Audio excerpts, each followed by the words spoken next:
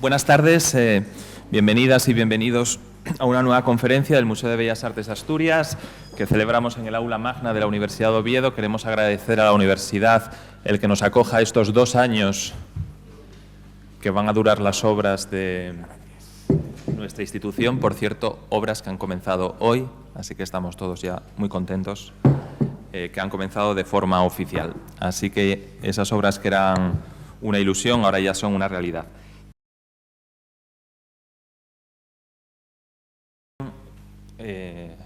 Con Juan Fernández Álava, del que el jueves pasado hemos inaugurado una exposición, Edad Luciente, una exposición que nos acompañará hasta principios del mes de septiembre, una exposición con 70 obras, muchas de ellas dibujos, hablaremos de el dibujo en Juan Fernández Álava también, y una conversación entre director del Museo de Bellas Artes de Asturias y artista, en la que lo más importante va a ser escuchar a Juan. No es la primera vez que hacemos este tipo de formatos, de conversaciones con artistas que están exponiendo en nuestro museo, y en la que no se trata de repasar ninguna trayectoria, sino de, a la luz de diferentes aspectos, realidades acerca de el oficio de pintor, el trabajo del propio pintor que está invitado a esta charla, a esta conversación, reflexionar sobre cuestiones que tienen que ver con el arte en general y con el arte en particular de Juan Fernández Álava. Pintor asturiano, nacido en Piedras Blancas en 1978, afincado en Gijón, gran ciudad. Ciudad en la que residen importantes artistas, como Oviedo, por supuesto. ¿El qué? Bueno, hay directores de museos híbridos que viven en muchas partes ahora. Gran ciudad que empezó a exponer relativamente pronto, estudió Bellas Artes en la Facultad de Salamanca, empezó a exponer relativamente pronto, exposiciones individuales, colectivas, exposiciones individuales en Asturias, pero también fuera de Asturias, exposiciones individuales en Madrid, por ejemplo, colectivas en Asturias y fuera de Asturias, pero también fuera de España, y cuya obra pues está ahora mismo en colecciones realmente importantes, y es de esta obra y de algunas de las claves que están detrás de esta obra de las que vamos a hablar. Y porque además de ser pintores, otras cosas, que esto es muy interesante en el perfil de Juan, que no es solo un pintor, un dibujante, un artista en general, sino que también le gustan otros perfiles y seguro que forman parte de una unidad, no hay mucha distinción entre unos perfiles y otros. Es un artista al que le interesa, aparte de reflexionar sobre cuestiones artísticas, de pintar, por supuesto, y de reflexionar sobre cuestiones artísticas, de escribir, incluso de comisariar exposiciones, aunque haya solo hecho un comisariado, pero un comisariado muy interesante, un comisariado de la exposición que tuvo lugar en el año 2020 en el Museo Barjola, con la que me gustaría empezar, con un título. Hablaremos de los títulos de Juan, que me parecen muy, muy interesantes y muy reveladores de un determinado discurso por el que avanza su pintura. Un título como era Pintura en las venas, supongo que como comisario él habrá alumbrado este título, y esa exposición comenzaba con también un título muy bonito del texto o del anclaje textual con el que comenzaba la muestra, titulado La vida pinta. La vida pinta. Frase que parece sencilla, pero detrás de la cual se esconde un mundo realmente complejo. Y esta es la pregunta por la que me gustaría comenzar esta conversación con Juan, porque era la pregunta que él le hacía a este conjunto de artistas tan interesantes, de los que luego hablaremos cuando hagamos una especie de genealogía de tu trabajo, y también de esos coetáneos con los que te sientes más a gusto. Como comenzabas con una pregunta a tus artistas seleccionados, pues estaban Chechu Álava, Alberto Améz, Breza Cecchini, Maite Centol, Paco Fernández, el propio Juan, Miguel Galano, Asaf Iglesias, Jorge Nava, nuestro querido Jorge Nava, y Armando, el único artista fallecido. Como comenzabas por esa pregunta tan rotunda, tan de sonar casi trompetas, es la pregunta que yo te voy a lanzar. Él empezaba ¿por qué pintamos? Juan, ¿por qué pintas? Y por lo tanto, ¿por qué pintar y por qué la pintura? Pues empezamos ya directos al meollo, ¿no? Bueno, gracias por venir esta tarde. Es un placer charlar aquí con Alfonso para que podamos charlar un poco de esto, de pintura. Se me oyen, ¿verdad? La pregunta que yo lancé, de aquella que me vuelve ahora, ¿no?, como un boomerang, me la he hecho más de una vez y de hecho yo la lancé porque me parece una pregunta importante, ¿no? Una pregunta de esas que como pintor uno se hace sí o sí. Y yo creo que pintamos, y yo pinto, porque yo entiendo la vida como un juego, ¿no? Nada, no estoy descubriendo nada, es un juego, es un teatro, esa vida que Calderón, ¿no?, y tantos otros veían como el teatro de la vida, ¿no? Y donde uno tiene un papel y ha de cumplir con su papel y debe ir desarrollándolo. Y la pintura es una de esas herramientas que está a disposición de cualquiera, y especialmente de aquellos a quienes realmente les toca con su halo, ¿no? Y yo siento que tengo esa responsabilidad, me ha sido dado un don, ¿no? Y mi función es ponerlo en práctica, porque es la manera en la que voy a desarrollar más profundamente mis capacidades. Y además, siempre he sentido que la infancia, los niños, por ejemplo, son un buen ejemplo de cómo afrontar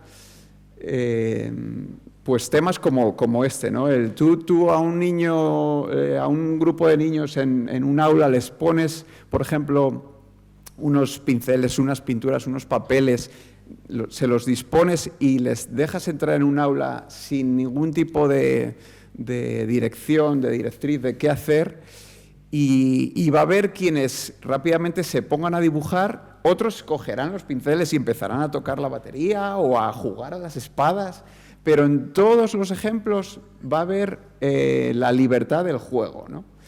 Entonces, yo siempre, o de vez en cuando, me hago esta pregunta y procuro que en mi taller, en mi día a día, siga habiendo ese juego, ¿no?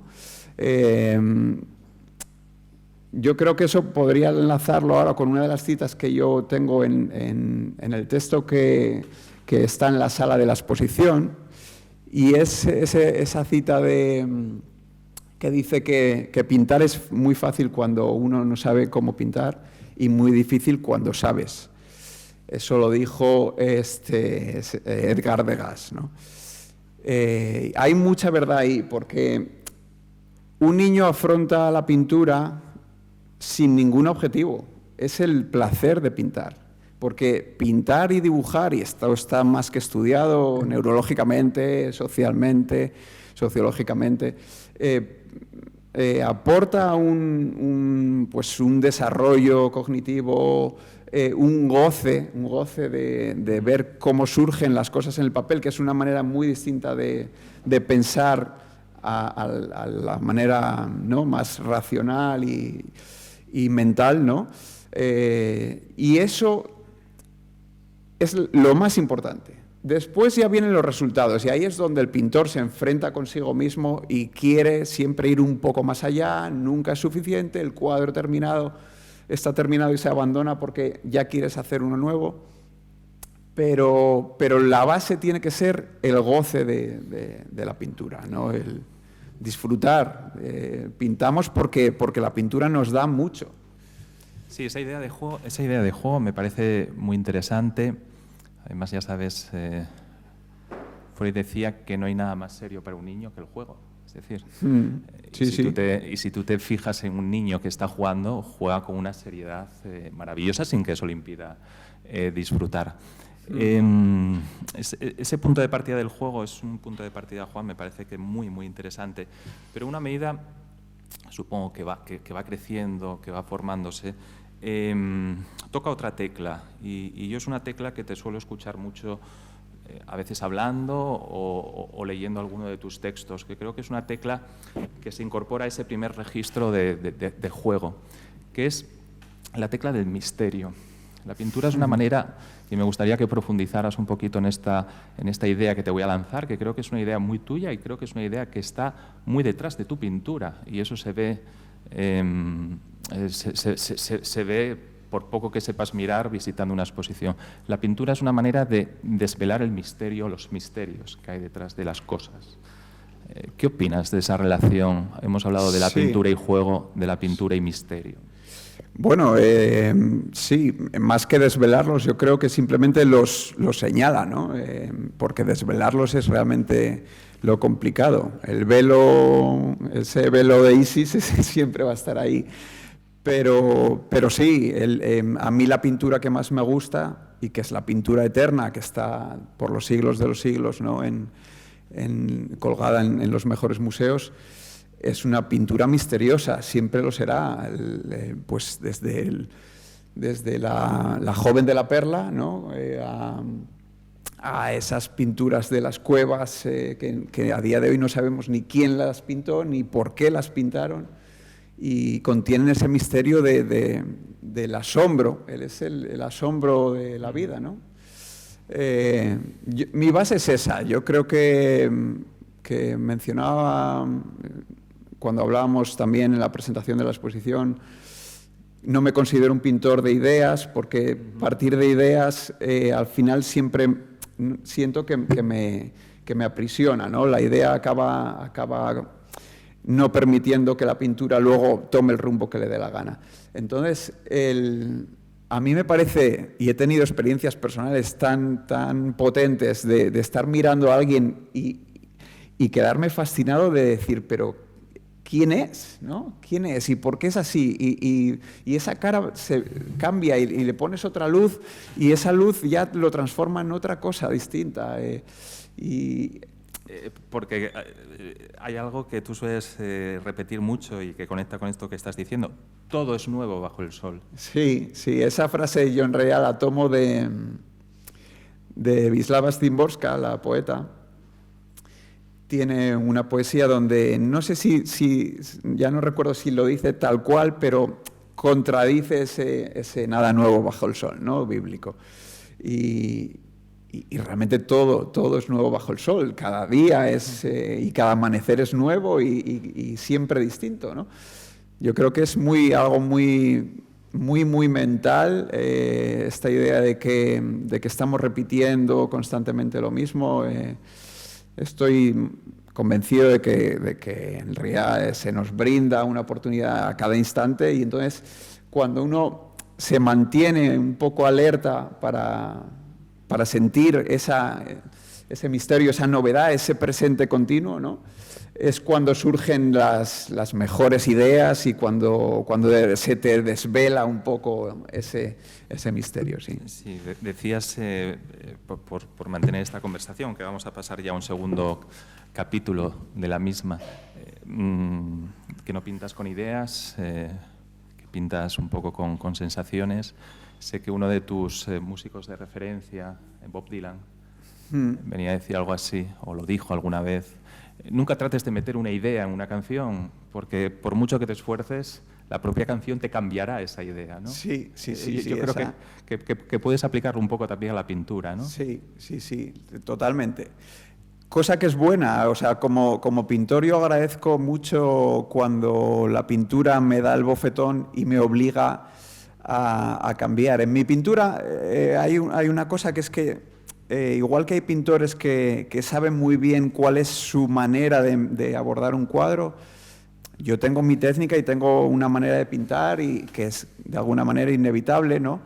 Pero a veces digo, ¿la gente cómo verá esto? Si estos cuadros, este y este, son súper distintos, no tienen nada que ver uno con el otro. Entonces, es importante que yo me permita eso y rectificar mucho algunos cuadros. Hay cuadros que salen del tirón y hay cuadros que trabajo una y mil veces, los tapo, los vuelvo a empezar.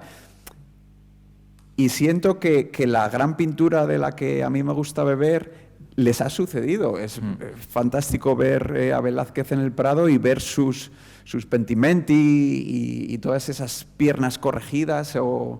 Eso a mí me encanta porque dices, si Velázquez se corrige, ¿no? Es una idea de pintura como itinerario abierto, ¿no? Claro, es muy importante.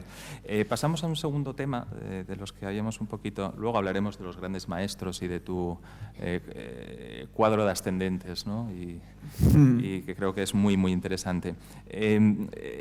Si no estoy mal informado, no te lo he preguntado, pero si no estoy mal informado, tú has tenido 2 estudios importantes, ¿no? Digo, en Asturias, sí, básicamente. Uno por la zona de Contrueces y otro ahora en el Llano.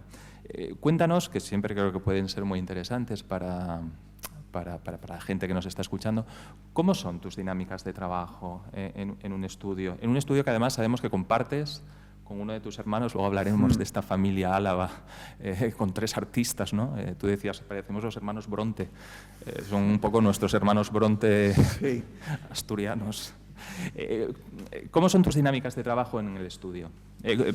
Nos asomamos a tu estudio, a este estudio estupendo que tienes ahora en el Llano. ¿Cómo son tus dinámicas de trabajo, tus ritmos, tus rutinas? Pues la verdad es que de los 2 estudios que mencionas ha sido bastante distinto uno del otro, sobre todo porque marcó mucho mi paternidad, ¿no? La paternidad cambió mucho los ritmos. Yo era un pintor de los que llegaba al taller, divagaba, tenía todo el día por delante, ¿no? Siempre ha sido mi trabajo principal. Yo durante breve tiempo fui profe hasta que lo dejé, lo vi claro, yo quería dedicarme a pintar. Entonces tenía todo el día para pintar, el fin de semana si quería. Y llegaba y entonces cogía la guitarra o me ponía a hacer cualquier otra cosa hasta que empezaba a pintar, ¿no? La paternidad redujo mucho los tiempos, entonces tuve que ir al grano, llegar y a veces pues incluso me viene bien hacer un pequeño ritual si llego un poco espeso, precisamente empiezo que si coges el móvil y te pierdes un poco, me viene bien a veces bailar, ponerme una canción y bailar para como moverme, soltar todo lo que sea y de repente entonces ya... Otras veces invoco un poco la pintura, ¿no? Entonces me pongo delante del cuadro y digo, voy a pintar, soy pintor y voy a pintar, ¿no? A un pequeño mantra que a mí me centre, ¿no? Y luego hay una parte que esa es seguramente el mejor mantra, que es la parte de poner los colores en la paleta. Ahí yo creo que sucede un clic no muy consciente, donde de repente ya entras por ese agujero de gusano y empiezas a estar ya en modo pintor. O sea, pasas de un estado de sosiego a un estado de acción.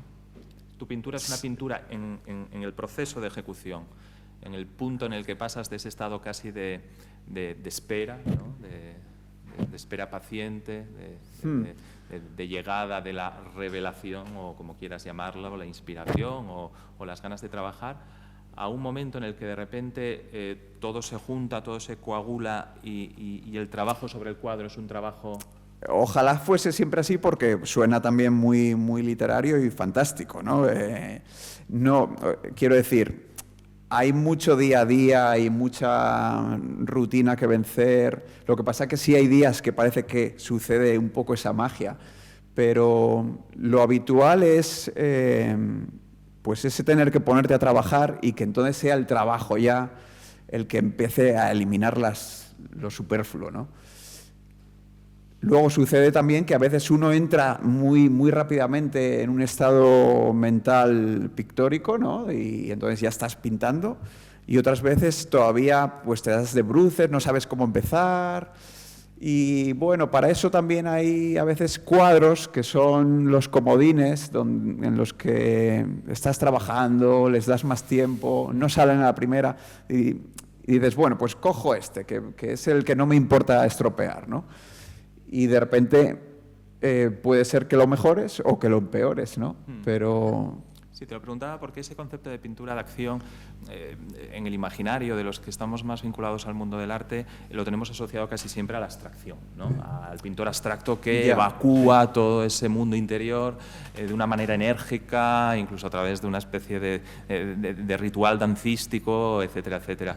De esos estudios sale esta pintura tan interesante y ahora ya vamos a aterrizar un poquito esta figuración, yo decía el otro día, a mi modo de ver, tan sofisticada, esta figuración capaz de generar esas atmósferas silenciosas, sosegadas, pero en las que, o detrás de las cuales parece que hay un reverso, no voy a decir ni mucho menos ni inquietante ni tenebroso, pero un reverso que nos habla de cosas mucho más profundas a veces de las que simplemente vemos. Tú llegas a la Facultad de Bellas Artes de Salamanca a estudiar Bellas Artes. Y me imagino que como todo estudiante de Bellas Artes, pues te interesan muchas disciplinas al principio, que luego me consta que te han servido para lo que es tu proceso creativo, ¿no? Pues desde la danza, la fotografía, la escultura, supongo. ¿Qué es lo que te hace pasar por una facultad como la de Salamanca y que de ahí salga el pintor, aunque haya ido evolucionando, el pintor que es Juan Fernández Álava, el pintor que tiene que decidir entre figuración y abstracción, o que puede decidir entre otras muchas más cosas, el pintor que tiene que decidir en abordar una serie de temas, y esos temas suelen ser el retrato o el paisaje, y el pintor que, desde el punto de vista de su poética, desde el punto de vista de su temática, decide que esos momentos tan maravillosos de la vida, porque como venimos diciendo, todo es nuevo bajo el sol, que es la infancia, la adolescencia y la primera juventud, sean el motor de su creación. ¿Cómo llega Juan Fernández Álava a esos registros creativos? Sí, ¿no? ¿Nunca quisiste ser Rozco? ¿Nunca quisiste ser...? Sí, desde luego. O sea, los años de Salamanca fueron muy intensos y muy importantes precisamente porque uno pasa por todas esas fases, que es bastante común. Yo creo que le pasa a muchos estudiantes de Bellas Artes, ¿no? Yo, de hecho, llego a la facultad habiendo dibujado como cualquier otro estudiante ¿no? que tenga interés en el dibujo. No había cogido nunca un pincel para pintar al óleo. Había hecho alguna acuarela, que de hecho en la facultad pedían un examen de ingreso y yo hice una acuarela aparte del dibujo con modelo, ¿no? Pero no desconocía totalmente lo que es ponerse a pintar. Entonces, en ese proceso, como tú decías, pues está escultura, hay fotografía, hay cine, Y yo en el mismo día quería ser Rozco y luego quería ser Yves Klein y luego quería ser, yo qué sé, Buñuel, ¿no? Y decir, joder, yo ahora lo mejor sería ser cineasta. Pero, claro, lo que pasa es que la pintura a mí siempre me daba mucho. Y yo pintaba en la facultad, pero también pintaba en casa. Siempre me hacía en casa un hueco donde también poder seguir pintando. Y de hecho, en segundo de carrera, Félix Guisasola, que nos daba estética, muy buen profe de aquí, de asturiano también, nos preguntó que le escribiésemos una experiencia estética que hubiésemos tenido alguna vez en la vida, ¿no? Y joder, yo precisamente conté una que había tenido recientemente en casa pintando, ya en Salamanca, en la que tuve la certeza de que yo iba a ser pintor siempre, sucediese lo que sucediese, ¿no? Y esa sensación de estar pintando y decir, esto sé que no es una chaqueta que yo me pongo, esto ya viene conmigo, no me va a abandonar. Sin embargo, los años de facultad luego donde había también una serie de profesores muy conceptuales, introdujeron esa duda en mi cabeza de por qué pintas y si tiene sentido seguir pintando. Entonces yo pasé a la fotografía y traté de hacer algo conceptual con ella, y ahí surgió un poco el que me vino muy bien para ciertas lecturas y tal, pero esa duda de... Y yo dejé de pintar, y el último año de carrera no pinté más que un cuadro, solo un cuadro. Luego me fui a Ámsterdam a buscarme la vida, y allí no estaba pintando hasta que de repente en primavera empecé a dibujar en casa a mis compañeros y a mis amigos, ¿no? A hacerles dibujos y retratos. Y ahí dije, voy a hacer algo que no haya hecho nunca. Y me puse a hacer retratos en la calle, los típicos retratos de la gente que se sienta.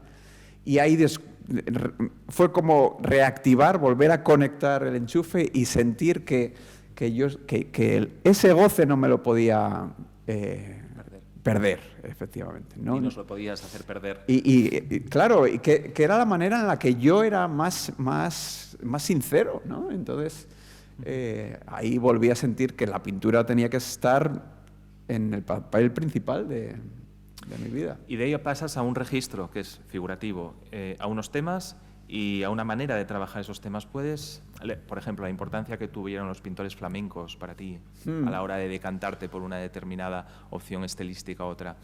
Háblanos un poco de la génesis, de esa marca, en el buen sentido de la palabra, o de ese registro Juan Fernández Álava, que es reconocible allá donde vayas. Ya, esa pintura elegante, esa pintura... Sí, ahí precisamente, después de querer ser Rothko y Matisse y Picasso y tal, pues yo me compré un catálogo de pintura barroca donde estaban los pintores flamencos y me quedé fascinado. Y ya cuando tuve ocasión de ver algo de esa pintura en directo, yo me desesperaba porque los veía y decía, pero ¿cómo se pinta así, no? ¿Cómo puedes crear una ventanita donde casi meterte como si uno se metiese a través de los siglos, ¿no? Y pudiese entrar en la casa de Peter de Hooch, donde está pintando y ves el perrito y las ollas colgadas y detrás esa calle que se abre y esa luz que yo no entendía hasta que viví en Ámsterdam y vi que era real, ¿no? Entonces eso me fascinaba, era súper atrayente para mí. Pero claro, yo no sabía cómo pintarlo, y ahí te das de bruces porque nadie te enseña en la Facultad de Bellas Artes no te enseña una técnica, ni un proceso, ni cómo preparar una tela. Y entonces, a base de mucho mirar, ¿no? Ir a los museos y empezar a indagar pues, los procesos de preparación de una tela, de ciertas cosas que ya entiendes que aportan y que te abren un camino, pero sí fueron muy importantes para intentar decir, voy a llevar lo que a mí me interesa de la vida, lo voy a intentar llevar a la tela. Y ahí entonces la abstracción se queda fuera, porque hay muchas cosas que yo quiero meter en el cuadro. Entonces no puedo decir, me quedo solo con el color. Yo necesitaba ver cómo la camisa que yo estaba pintando, yo sentía que era una camisa. Y eso cobraba toda la importancia. Entonces, olvidándome de hacer una manera, ¿no? de crear mi propia manera, en ese estudio de años y años y años, supongo que se han ido destilando ciertas cosas que, en esencia, han ido componiendo mi manera de pintar, que yo creo que sigue cambiando, pero bueno, hay gente que ya reconoce ciertos patrones y supongo que están ahí. Cambia, evidentemente, pero ¿qué ves ¿y qué ves en la infancia y en la adolescencia para que te interesen tanto? Es una pregunta que muchas veces te habrán hecho, hemos hablado de ello. ¿Y qué ves en esas acciones intrascendentes, en esas acciones cotidianas, en esas acciones de la interioridad a veces doméstica, que luego entroncaremos con algunas fuentes? ¿Qué ves para que te atraigan tanto? ¿Para que ese sea un poquito el motor de tu creación? Lo que veo precisamente es la alegría de vivir, la espontaneidad, el pasar de la risa al llanto, con facilidad y sin pudor, ¿no? Sin querer construir una imagen. Entonces, Claro, yo veía a mis hijas salir del baño y ponerse a saltar o a tirarse por el suelo y todo, para mí eso era como tener, ¿no?, modelos a mi disposición diciendo, aquí estamos, quédate con lo que puedas, porque está en la historia del arte, ¿no? Pero la infancia está, pero menos. Hasta que no entra el siglo XX, a los niños no se les puede tanto ni desnudar, que sigue siendo un tabú. A mí en Instagram me han censurado obras por ese tema, ¿no? Pero en el siglo XX empiezan a aparecer otras maneras de reflejar la vida de los niños que se pelean, los niños que, ¿no?, los niños que lloran o que están muy tristes también, que no solo viven en la alegría perenne, también tienen un mundo emocional muy, muy potente. Entonces todo eso a mí me fascina. Es la infancia, que es una época muy, muy, muy compleja, luminosa, pero también tenebrosa. ¿Y la adolescencia? Y la adolescencia ya es precisamente donde yo, que no soy especialmente nostálgico, no me considero muy nostálgico, pero cuando de repente he recuperado el poner el ojo en los adolescentes, he empezado a recordar cosas de mi adolescencia. Y si hablábamos antes, mencionabas un poco el perfil de tus hijos, me estaba acordando que yo pasé por distintas fases en mi adolescencia. Yo también me sentí como incomprendido, pero a la vez quería ser el más integrado en el grupo y también me sentí así.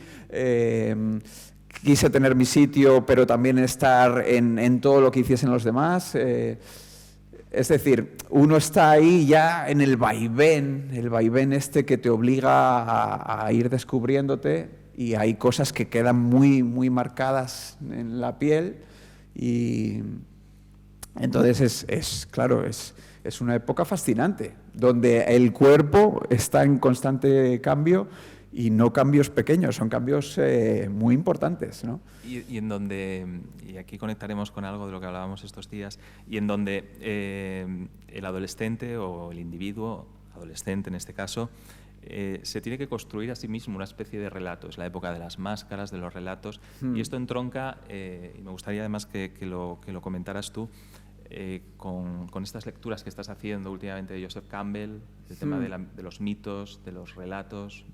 Conecta un poco esa doble vertiente, por favor. Sí, de hecho ha sido gracias a la exposición, ¿no? Es cuando, gracias, y supongo que un poco va todo a la par, cuando yo he retomado un poco esa atención a la mitología y de repente coges el libro en la biblioteca, el que está al lado del que pensabas que ibas a coger, y dices, joder, aquí hay mucha miga, ¿no? A mí me gustaba mucho la mitología ya en mis años de instituto, y le presté atención, luego lo abandoné un poco, pero he recuperado más últimamente esa importancia del mito como construcción de relato, donde la mitología y la mitología no son solo las historias, la mitología lo que tiene también, y que me parece importantísimo, es el símbolo, y el símbolo al final es algo que está en el inconsciente de todos nosotros, y a la hora de observar en nuestro día a día no somos tan conscientes de que los símbolos están influyéndonos, ¿no? Un anuncio no deja de utilizar un lenguaje simbólico y con un objetivo muy concreto, ¿no? Y hay símbolos que son muy, muy, muy poderosos, y por ejemplo, yo cuando estaba construyendo esta exposición y llego a ese cuadro pequeñito de la sombra, ahí de repente entroncó con esa sensación de que una sombra es un gran símbolo donde está contenida la historia de la humanidad, ¿no? Que es la presencia pero la ausencia, es estar aquí pero estar de paso, es la construcción de una solidez que no es tal, ¿no? Que como es una sombra. Pero es que nuestro cuerpo es... aquí ya nos podríamos meter hasta por física cuántica, ¿no? Donde ni los átomos son sólidos, ¿no? Entonces, hay algo que ahí conecta con algo muy, muy, muy profundo que no es necesario que te pares a pensar, porque ya está dentro de nuestra, de nuestra esencia, ¿no? Muy bien. Vamos a tocar otro tema que creo que es además nuclear de tu pintura. A nosotros siempre nos has parecido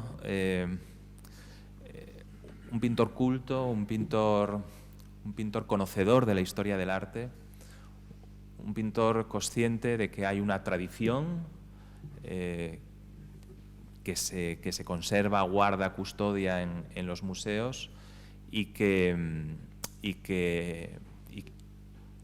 a ti te gusta estar conectado con ella a través de esas visitas a los museos y descubriendo en los museos, descubriendo en los libros también, artistas que puedan funcionar un poco como referentes en determinados aspectos de tu trabajo. Por un lado está la gran pintura. Por gran pintura vamos a definir todo lo que alcanza casi hasta finales del siglo XIX, la que está en los museos que no son estrictamente contemporáneos o de arte emergente. Sabemos que eres un gran visitante del Museo del Prado, de que cuando vas a Madrid una cita ineludible en cuanto tienes media hora es visitar esa roca, ¿no? Como la definió Ramón Gaya, esa roca que tenemos en España, a la que en épocas de desconcierto y de duda merece la pena asirse y abrazarse. ¿Qué encuentras en el Prado y qué encuentras en esos maestros antiguos? Yo voy a ir pasando alguna imagen. Sí, bueno, el Prado es yo creo que es el segundo gran museo que yo visito. Y al principio precisamente lo visito con muchas expectativas y no salgo de él súper enamorado porque estoy todavía en esa fase de alucinar con Picasso y ver esas formas, ¿no? que distorsionadas y tal. Y entonces al principio no capto todo lo que hay ahí. Es precisamente cuando luego yo empiezo a estudiar a los pintores flamencos y me interesa mucho la construcción de las obras, cuando entonces vuelvo al Prado y ya me quedo totalmente alucinado. Y entonces voy cambiando de salas y de siglos y tengo ese síndrome de Stendhal de decir, me dan ganas de llorar, de abrazar y de romper el cuadro porque te supera, ¿no? Lo que pasa que te pasaba con Van Gogh en Ámsterdam, ¿no? Eso me pasaba con Van Gogh también, sí, de tener que abandonar el museo y salir porque se me ponía la piel, los pelos de punta y se me aceleraba demasiado el corazón y era una sensación demasiado intensa, ¿no? Pero en el Prado las visitas cada vez, siempre han sido a mejor. Es como una fuente inagotable que me parece increíble. Este año he estado, yo creo que fue en febrero, y otra vez tuve una experiencia increíble viendo a Tiziano. ¿Por qué escogiste para nuestra exposición hacer una revisión de este maravilloso Guido Reni que hay en el Prado? Sí, en esta misma visita que comento es donde me quedé también, yo creo que más de media hora mirando esta obra. Y yo conocía la obra, la había visto ya en el Prado. Luego esta obra estuvo en restauración un tiempo, entonces para la exposición de Guido Reni, que yo no tuve la suerte de ver, pero estuvo fuera de exposición un tiempo. Y la vi este año ya restaurada y bueno, de repente te quedas, ¿no? Totalmente alucinado de una composición que es puro cine, no se acaba nunca. El ojo no termina nunca, hay un ciclo constante ahí, ¿no? Por mi parte es como, una vez que entras en él ya no sabes cuándo vas a salir, ¿no? Y hay cosas, el drapeado, el hecho casi que a veces sean imágenes que sin estar puedes sobreponer una con otra. Los fantásticos desnudos, ese paisaje que no se corresponde con la iluminación de las figuras. Hay tanto misterio del que hablábamos al principio, ¿no? Es tanto el misterio que que no se agota la mirada ahí jamás. Entonces yo llegué a mi taller y tenía un cuadro enorme con 10 figuras, una composición que casi daba por terminado, pero que gracias también, y esto es muy importante, la mirada que me aporta, por ejemplo, mi hermana Chechu, cuando vio la obra puso en duda varias cosas, me dijo, esto lo tendrías que trabajar más, yo aquí no lo veo, no sé qué. Entonces yo llego del Prado y cuando veo otra vez mi cuadro digo, fuera todo, ¿no? Y ahí es cuando tapo ese cuadro y sin pensármelo mucho, porque si lo pienso mucho no me atrevo, digo, voy a hacer mi Pómenes y Atalanta de Guido Reni. Estupendo. Vamos con otro pintor, Juan, que sé que quieres mucho y que es un pintor de esa interioridad doméstica, de esos mundos intramuros. Bonnard. Bonnard y su famosa bañera y tu maravilloso Le Petit Hotel. ¿Qué ves en este pintor? Y luego cuéntanos un poquito las claves o cómo surge Le Petit Hotel, ese cuadro que a mí me tiene realmente maravillado desde hace tiempo. Sí, pues bueno, Bonnard es de estos pintores de los que también disfruta uno mucho como pintor. Imagino que quien no sea pintor también le sucede, ¿no? Pero como pintor disfrutas mucho porque ves la pincelada, ves el color. Es como tener ¿no? Como si llegas con mucha hambre a una comida y te ponen un plato exquisito delante, ¿no? Y cada bocado lo estás degustando y dices, ¡ay, qué rico! Y quieres probar lo siguiente. Y Bonnard tiene cuadros en los que uno disfruta mucho simplemente mirando, ¿no? Luego el tema del desnudo a mí me parece también inagotable, aunque se ha cuestionado desde distintos puntos, algunos muy interesantes, como es el cuestionamiento feminista de por qué se pinta como se pinta a las mujeres, y tiene mucho interés, y de hecho hay grandísimas... bueno, hay una pintora para mí de referencia que es Alice Neel, que tiene unos desnudos fabulosos, ¿no? Y que aporta una mirada femenina muy, muy, muy importante, ¿no? Pero cuando yo quise abordar el desnudo era porque yo veía a mis hijas desnudas en casa y mis hijas estaban desnudas en la playa y mis hijas no le daban ninguna importancia al desnudo, ¿no? Ellas lo vivían con el desnudo y su desnudez con total naturalidad, y eso yo sabía que se podía acabar, ¿no? en su crecimiento.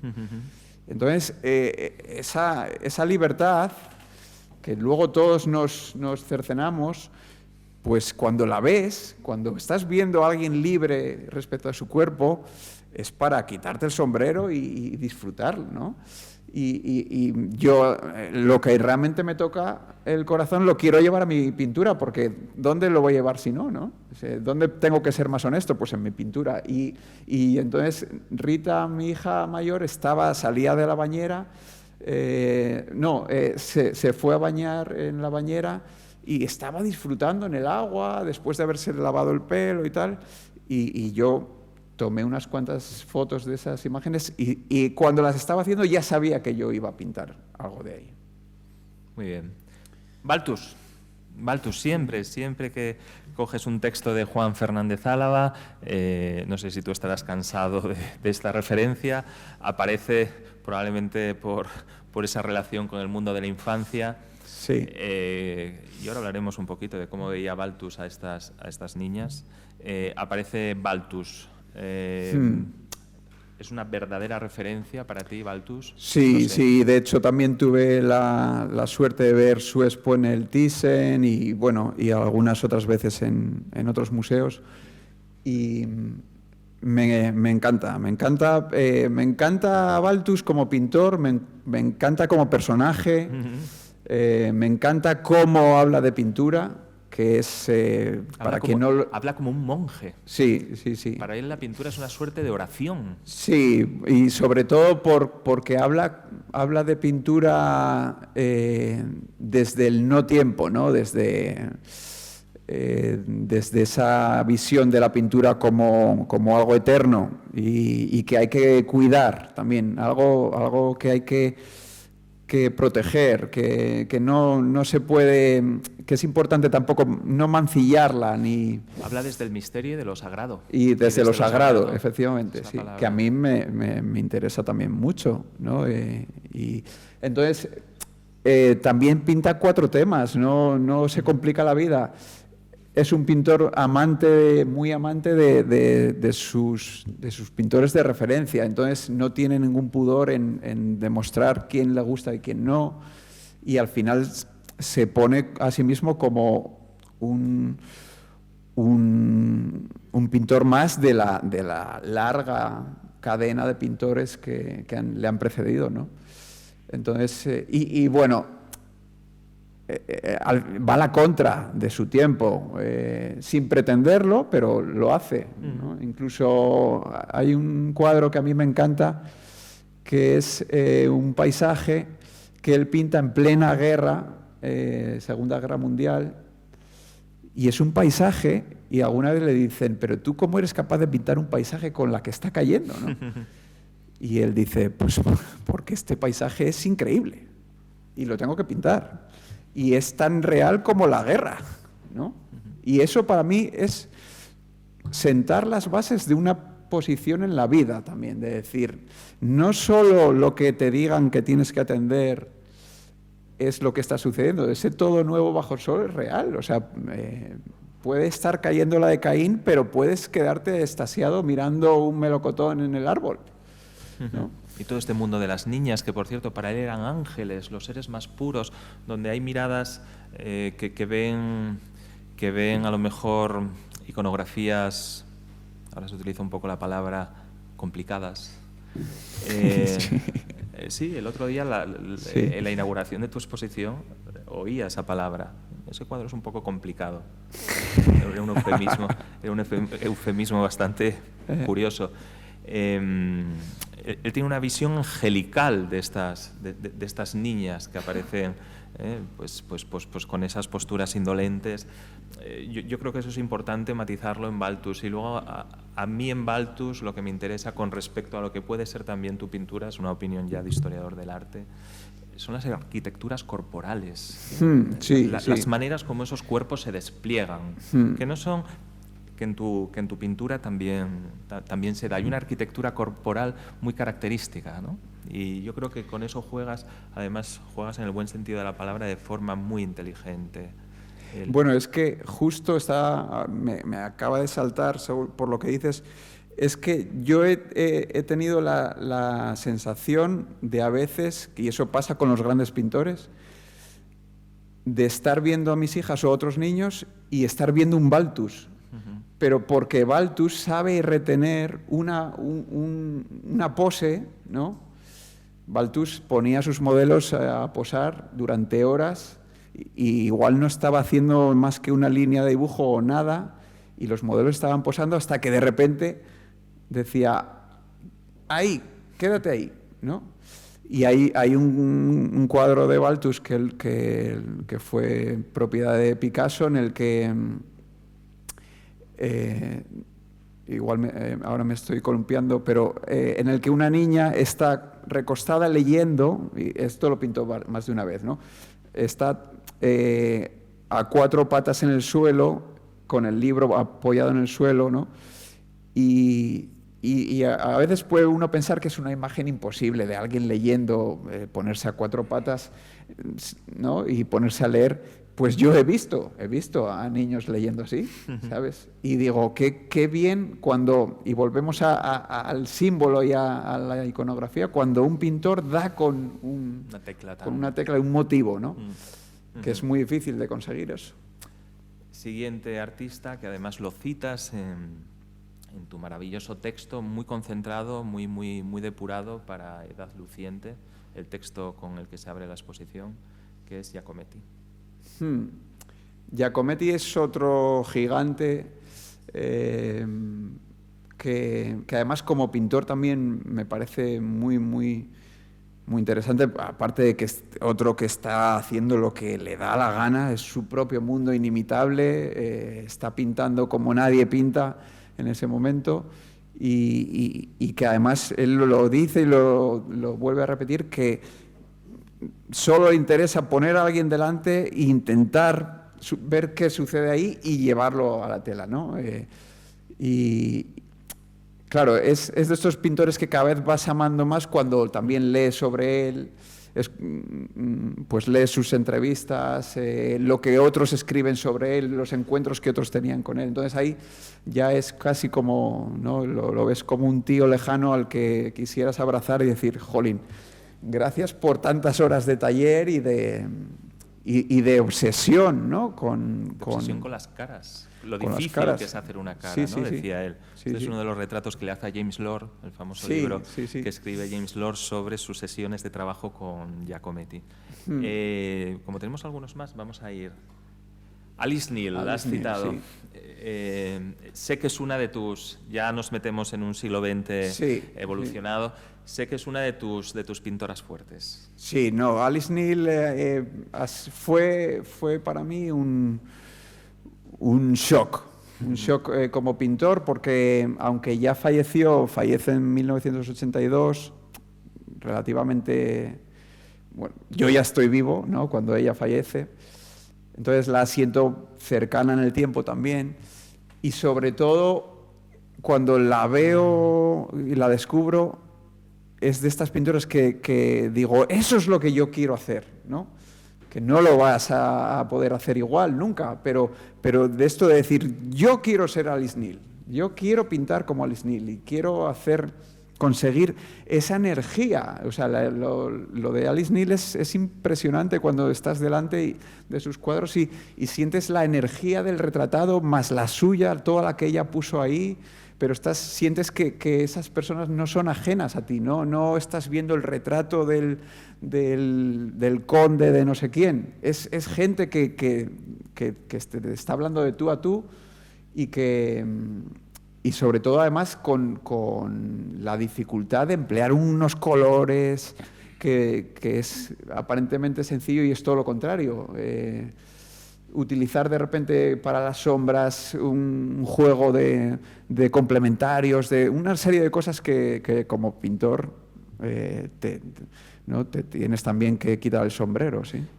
Quizás a lo mejor porque Alice Neel tiene una beta más expresiva o incluso expresionista que tú no subrayas tanto, puede ser, sí, pero que sí. tú no subrayas interesadamente, es decir, porque a lo Sí, mejor no te interesa sí. llegar a ese registro. Sí, y porque cuando al final, como pintor, uno también tiene que saber dónde no puede jugar, en qué parte del patio no puede jugar, porque si yo me empeñase hoy en día en pintar como Alice Neel, iba a acabar haciendo un pastiche de su pintura, claro, y no haría nada personal, ¿no? Entonces yo ahí tengo que beber, pero para luego dejarme llevar por lo que salga de mi manera de pintar, ¿no? Pasamos de Alice Neel, Alex Katz, otro de tus referentes, Elizabeth Sí. Peyton, pero vamos a otra de tus... Sí, esta es muy reciente. Sí. Muy reciente y en la que insistes mucho, Lynette Yadom-Boykier. Sí, Cuéntanos quién es, para quienes no lo esta sepan. Esta es una pintora londinense. Joven, del 74, creo. Sí, eso es. A mí me toca también muy cercana, como de mi quinta, ¿no? Y es una pintora de origen africano, no sé si es guineano. Ganesa. Y es una pintora que tiene una repercusión ya internacional muy, muy fuerte. El Guggenheim de Bilbao le dedicó este año pasado una expo muy grande y yo tuve la ocasión de verla. Conocí alguna obra suya, pero ver en directo un grupo ya potente de obras pues fue muy revelador, porque me sucedió un poco lo mismo. De repente vi una manera de pintar sin ningún complejo, con la energías renovadas de decir, voy a pintar y no voy a tener que contar más que lo que me interesa, otra vez el retrato, pero es que sus retratos, como este que sacas a la izquierda de un chico con una lechuza. Con una lechuza, sí. Hay un gran misterio ahí, ¿no? A mí me apasionó. Luego empecé a leer un poco sobre ella y sus entrevistas y lo que cuenta de su pintura, y también es muy, muy, muy interesante. Es una pintora que aborda sus cuadros del tirón, ¿no? Cosa que a mí me sucede alguna vez, pero no siempre. Y ella es capaz de pintar cuadros grandes siempre del tirón, y eso se desprende un poco en su pintura, ¿no? Y a diferencia de ti, yo creo que un poco en su debe,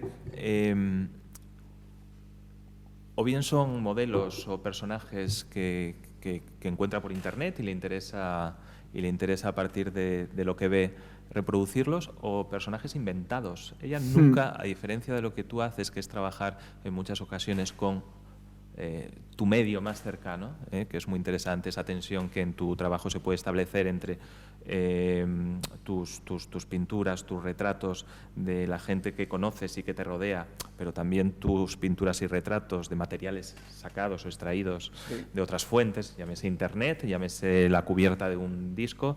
Linette no, Linette además siente cierto rechazo a trabajar con su entorno, ¿no? Con su mundo más cercano.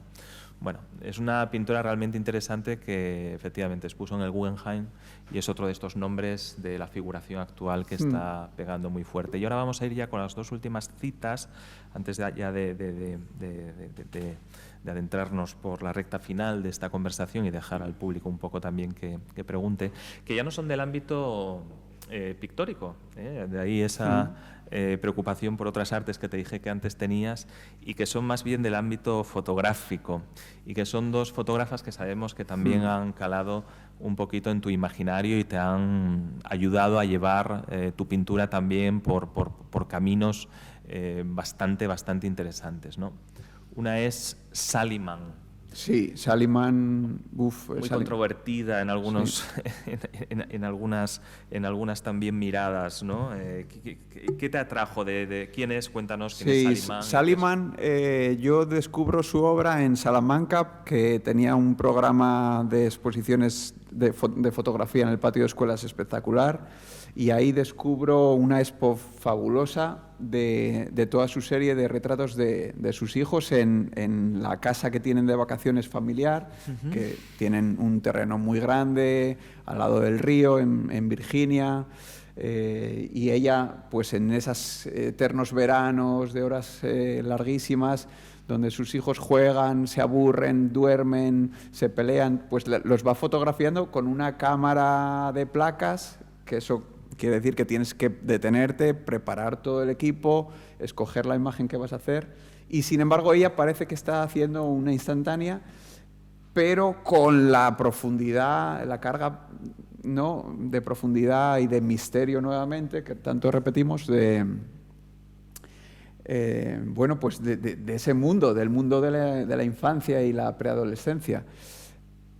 Entonces yo cuando la veo y tengo la suerte de ver sus obras positivadas, esas copias con ese blanco y negro increíble, pues me quedo fascinado, y sobre todo porque se atreve también a desvelar su mundo personal, sin ningún miedo, cosa que luego me entero que le supuso la censura en muchos estados. Censura y hasta persecución, ¿no? Por obsesos que empezaron a rodear la finca de su casa y cosas así, de ese tipo. Sí, con sus hijas en posturas, en estas posturas que fueron también tan consideradas tan difíciles, ¿no?, como decíamos antes, o complicadas de ver.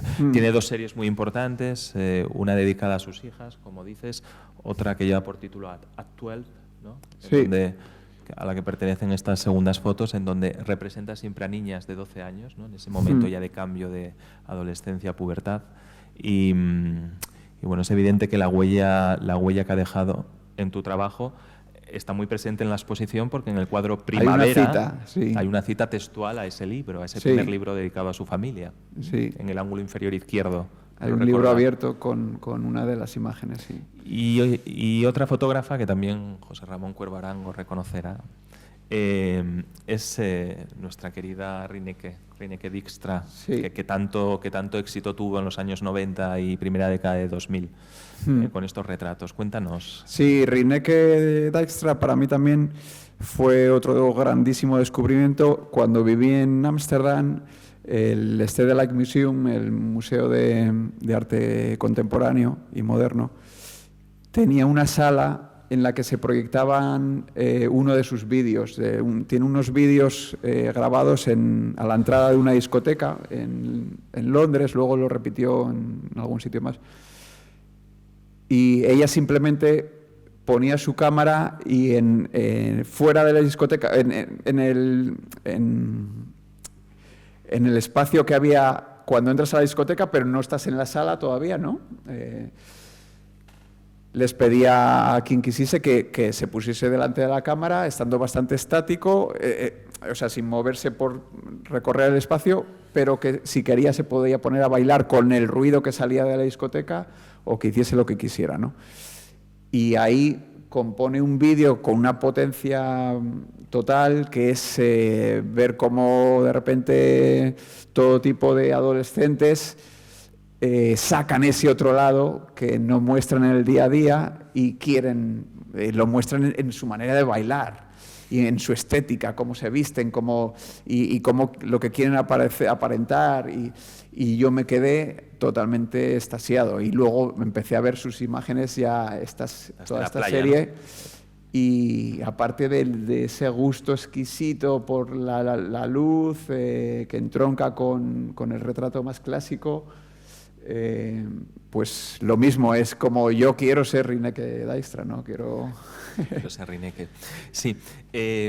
Ya dos últimas cuestiones para terminar y que pueda haber un poquito, aunque sea 10 minutos de comentario. Hay todas estas citas, fijaos, ¿no?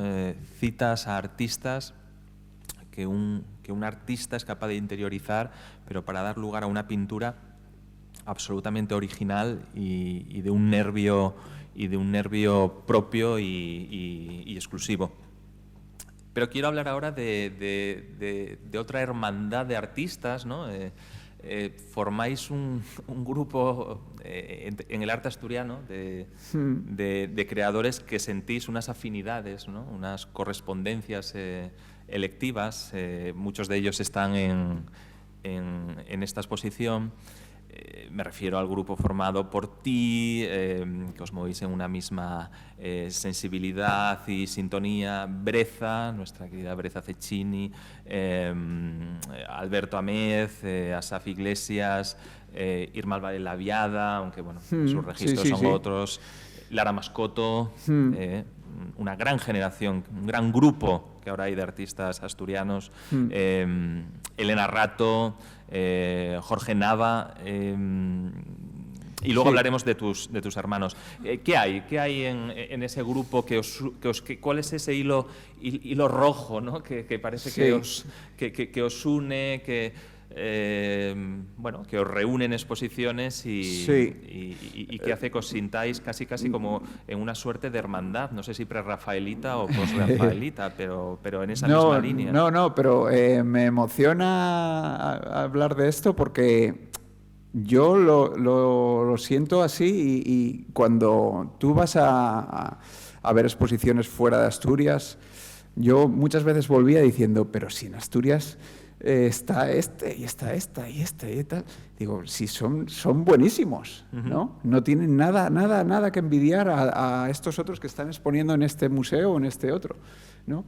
Y entonces era como volver a una tierra que siempre ha sido muy rica en artistas y de hecho me voy a marcar aquí la oda al museo y a vuestro plan de exposiciones de artistas contemporáneos asturianos, porque es que es un acierto que hay unos artistas muy buenos que merecen merecen estas exposiciones, ¿no? Porque tienen mucho que decir y lo hacen muy bien, ¿no?